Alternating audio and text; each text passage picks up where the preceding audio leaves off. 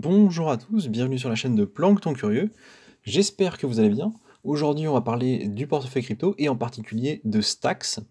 Parce que comme vous l'avez certainement vu, la crypto a énormément pump sur les derniers jours et les dernières semaines.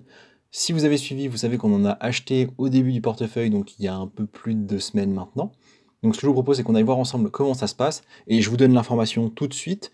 Effectivement, j'envisage de vendre mes stacks. Donc je vous l'avais déjà dit il y a quelques jours dans un communiqué écrit dans l'onglet communauté, parce que j'étais absent, je ne pouvais pas faire de vidéo, mais je vous avais informé que j'avais déjà mis un ordre de vente x2 par rapport à ma position, et là ça a encore pump depuis. Donc on va aller voir tout ça ensemble. Je vous propose déjà qu'on fasse une petite review de ce qui s'est passé, qu'on regarde rapidement ce que j'avais fait, enfin ce que j'avais noté comme information intéressante sur Stacks, hein, de quoi on parle, pourquoi c'est intéressant comme projet, et ma stratégie de vente. Donc on est parti avec du coup déjà, écoutez, cette map verte, hein, qui fait bien plaisir. Vous voyez, Stacks, ouais, 141% sur la semaine, donc c'est quand même assez dingue. Sur la journée, on est quand même à 27%. Là, dans l'heure, au moment où je tourne, il est en baisse. Il est monté très très haut, il est monté à 84. Là, il stagne autour des 77. Donc on va aller voir ça un peu plus précisément sur le graphique, sur TradingView. Vous le voyez, là, on est en vue semaine, on a directement eu cette impulsion complètement dingue. Nous, je rappelle, on est rentré dans cette zone-là. On ira voir précisément sur le portefeuille. Vous me direz, on va les voir tout de suite.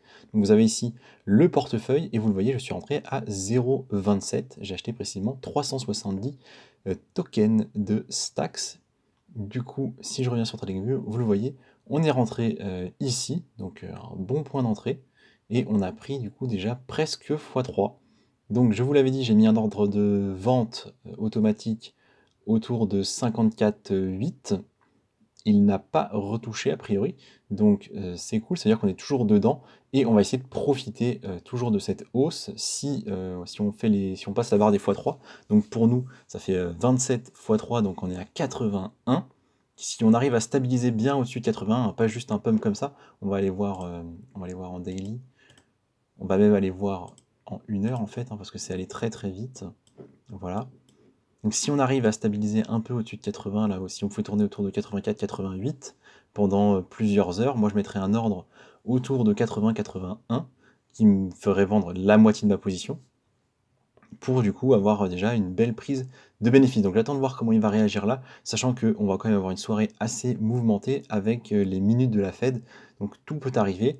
Je vais voir comment ça se comprend dans les prochaines heures, et peut-être que je mettrai un ordre pour relever du coup mon stop loss dont je vous avais déjà parlé en début de semaine. Donc on revient sur la vue semaine. Ce qui est intéressant, c'est de voir cette hausse, c'est de voir aussi le RSI. J'espère que vous le voyez bien ici. Le RSI, là, il est au-dessus de 70, ça fait déjà plusieurs jours. Donc attention, c'est un signal qu'on est en surachat. Surachat, ça veut dire que potentiellement, eh bien, il va y avoir de la vente. Donc ça ne veut pas dire qu'il va y avoir de la vente tout de suite, hein, ça peut encore pump longtemps, mais voilà, on est dans cette zone de surachat, donc concrètement, c'est plus le moment d'acheter. En tout cas, c'est comme ça que moi, j'interprète cet indicateur-là. Au niveau de mes graphiques, donc vous voyez qu'on a largement dépassé les anticipations que j'avais faites, hein. On avait acheté nous dans la boîte verte, c'est ce qui était prévu, un tout petit peu au-dessus d'ailleurs, sur les bas de bougie ici. On est passé là très très vite sur la première boîte jaune, on a break et on allait directement bien au-dessus de la deuxième, donc on a cassé plein de résistance très très vite. Donc l'idée pour nous c'est de protéger la position, ce qu'on a déjà fait, qu'on va remonter, et profiter de la hausse si elle continue. Voilà, pas beaucoup plus de choses à dire sur les tracés que moi j'avais fait. On va regarder rapidement les moyennes mobiles pour se donner des idées au niveau de ce qui peut être intéressant à faire en termes d'achat, si ça peut intéresser.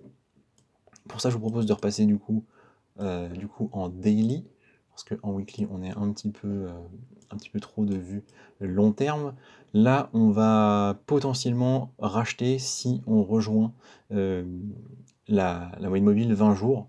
Disons que si vous rachetez au-dessus de la moyenne mobile 20 jours, dites-vous que vous êtes plutôt en train de FOMO, et c'est vraiment pas conseillé.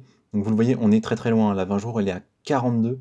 On est presque en x2 par rapport à ça. Donc oui, cette information-là, plus celle du RSI, montre on est dans une période de très fort achat, mais ça vous l'aviez compris, et donc ce serait du FOMO d'acheter maintenant, et vous seriez probablement déçu. Ce n'est pas certain, hein, ça peut encore pump, mais moi je dirais attention, attention, on vient tout juste d'inverser la tendance ici, je pense que ça va redescendre un petit peu, donc j'attends de voir, j'aimerais que ça stabilise moi plutôt un peu au-dessus, hein, pour prendre un petit x3 tranquillement.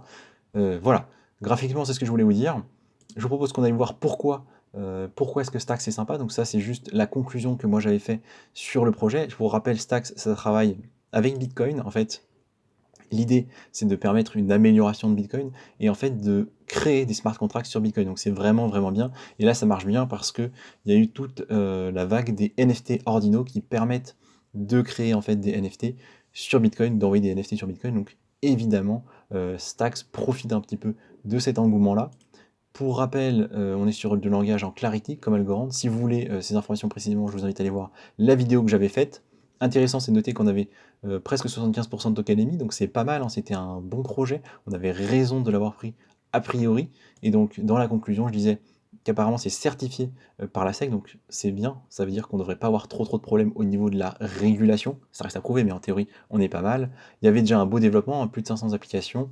Là, ici, ils avaient levé 28 millions et ils avaient reçu 100 millions en financement, donc ils ont de l'argent, ça c'est bien pour développer. Donc on est sur un projet qui rentrait clairement dans mes critères, hein, qui était un bon projet, en tout cas selon ce que moi j'apprécie, avec une implication importante de la communauté et un lien fort avec Bitcoin, hein. Il y a des transactions qui sont vérifiables sur Bitcoin quand on fait des transactions de stack, donc ça c'est quand même vraiment pas mal. J'avais dit légèrement inflationniste, j'ai vu que c'était 1%, clairement il n'y a pas de quoi s'alarmer, et il y a encore un peu de libération à faire, on l'a vu, il reste 25%. Donc c'est plutôt bien, je disais légèrement centralisé. Bon, voilà, vous avez les informations du pourquoi et du comment. Je pense que ça a été une bonne idée d'investir dessus, clairement, et l'idée c'est d'en garder, hein, on va récupérer que la moitié de nos profits s'il atteint les 82 ou 81. Donc voilà, je rappelle, hein, donc vite fait, pour ceux qui n'auraient pas vu, les règles c'était bien protéger le capital, donc c'est ce qu'on va faire, c'est pour ça qu'on a un stop loss aussi haut, même si on est en tendance haussière. Et donc on commence avec des projets solides, c'est effectivement le cas avec Stacks, hein, je viens de vous montrer, je considère que c'est un projet plutôt solide. Et donc, on est toujours dans la phase 1 d'investissement, donc on n'avait mis que 100 $ dessus. Donc voilà, on profite de cette hausse, mais on n'est pas du tout complètement investi. Donc voilà, on est déjà plus que x2. Si on passe le x3, comme je vous l'ai dit, je vais récupérer, alors là je dis 33%, en réalité je pense que je vais récupérer plus que 33% si on passe les 81-82 $ de façon durable. C'est tout ce que je voulais vous dire du coup sur ma prise de bénéfice sur Stacks. Merci de m'avoir écouté et je vous dis à la prochaine.